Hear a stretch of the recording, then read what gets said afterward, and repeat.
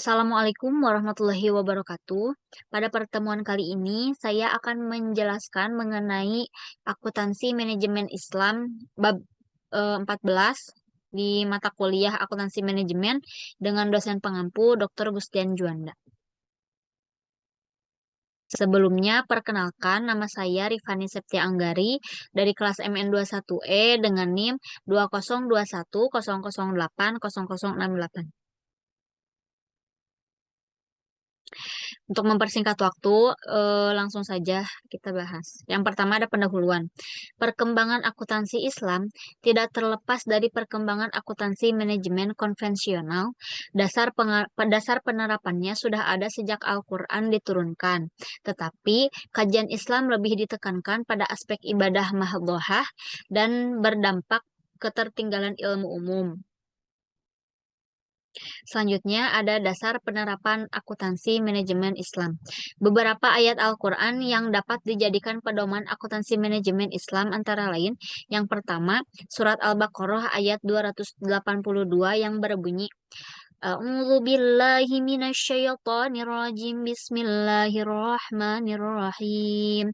Ya ayyuhalladzina amanu idza tataytum bidaini ila ajalin musamma faqtubuh wal yaktub bainakum katibum bil adl wala ya'ba katibun ayyaktuba kama 'allamahu Allahu falyaktub wal yumlilil ladzi 'alaihil haqqul wal yattaqillaha rabbahu wala yabkhis minhu syai'a فإن كان الذي عليه الحق سفيها أو ضعيفا أو لا يستطيع يملل أن يمل هو فليملل وليه بالعدل واستشهدوا شهيدين من رجالكم فإن لم يكونا رجلين فرجل وامرأتان ممن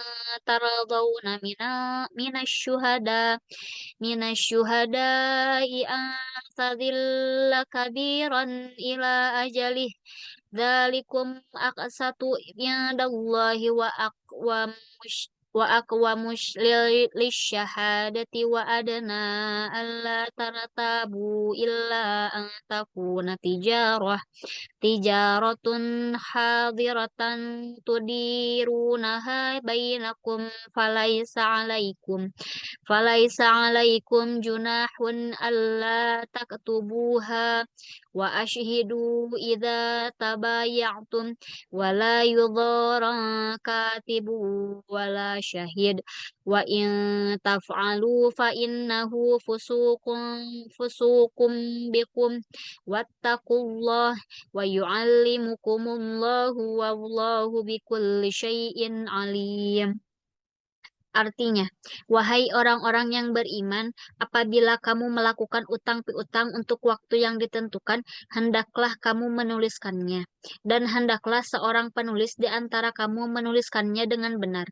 Janganlah penulis menolak untuk menuliskannya sebagaimana Allah telah mengajarkan kepadanya, maka hendaklah dia menuliskan.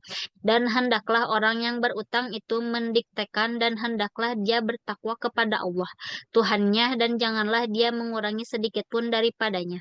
Jika yang berutang itu orang yang kurang akalnya atau lemah keadaannya atau tidak mampu mendiktekan sendiri, maka hendaklah walinya mendiktekannya dengan benar dan persaksikanlah dengan 2 orang saksi laki-laki di antara kamu. Jika tidak ada atau saksi 2 orang laki-laki, maka boleh seorang laki-laki dan 2 orang perempuan di antara orang-orang yang kamu sukai daripada saksi yang ada. Agar jika seorang lupa, maka yang seorang lagi mengingatkannya. Dan janganlah saksi-saksi itu menolak apabila dipanggil. Dan janganlah kamu bosan menuliskannya. Untuk batas waktunya baik utang itu kecil maupun besar, yang demikian itu lebih adil di sisi Allah, lebih dapat menguatkan kesaksian, dan lebih mendekatkan kamu kepada ketidakraguan, kecuali jika hal itu merupakan perdagangan tunai yang kamu jalankan di antara kamu, maka tidak ada dosa bagi jika kamu tidak menuliskannya. Dan ambillah saksi apabila kamu berjual beli, dan janganlah penulis dipersulit, dan begitu juga saksi. Jika kamu lakukan yang demikian, maka sungguh hal itu suatu kefasikan pada kamu. Dan bertakwalah kepada Allah. Allah memberikan pengajaran kepadamu, dan Allah Maha mengetahui segala sesuatu. Selanjutnya ada surat Asy-Syu'ara ayat 182 sampai 183 yang berbunyi, Bismillahirrahmanirrahim. Wazinu bil qistasil mustaqim wa la tabkhasun nasa asya'ahum wa la ta'tsaw fil ardi mufsidin. Artinya, dan janganlah kamu merugikan manusia dan timbanglah dengan timbangan yang benar, dan janganlah kamu merugikan manusia dengan mengurangi hak-haknya, dan janganlah membuat kerusakan di bumi. Selanjutnya ada konsep biaya dalam Islam. Biaya dalam Islam harus memperhatikan konsep halal dan haram. Pada akuntansi manajemen Islam menitik beratkan tentang sumber pembiayaan khususnya dalam memproduksi barang dan jasa dalam Islam harus qat'i atau jelas. Dalam artian harus jelas memproduksi barang halal dan jelas asal biaya yang digunakan dalam kegiatan produksi tersebut. Selanjutnya ada penerapan akuntansi manajemen Islam. Perbedaannya, akuntansi manajemen Islam harus sesuai dengan Al-Quran dan hadis dalam kegiatan operasionalnya, sehingga tidak boleh melakukan kegiatan bisnis yang menghasilkan produk haram termasuk sumber daya yang digunakan dan memprosesnya. Dalam hal ini juga harus memperhatikan kewajiban membayar zakat dan pajak sesuai peraturan perundangan yang berlaku di Indonesia. Hal ini yang sesuai dengan kaidah Islam, yaitu akuntansi manajemen lingkungan yang harus memperhatikan semua stakeholder kegiatan usaha dan tidak merugikannya. Baik, mungkin hanya itu saja yang dapat saya sampaikan. Selebihnya saya mohon maaf. Wabillahi taufiq wal hidayah. Wassalamualaikum warahmatullahi wabarakatuh.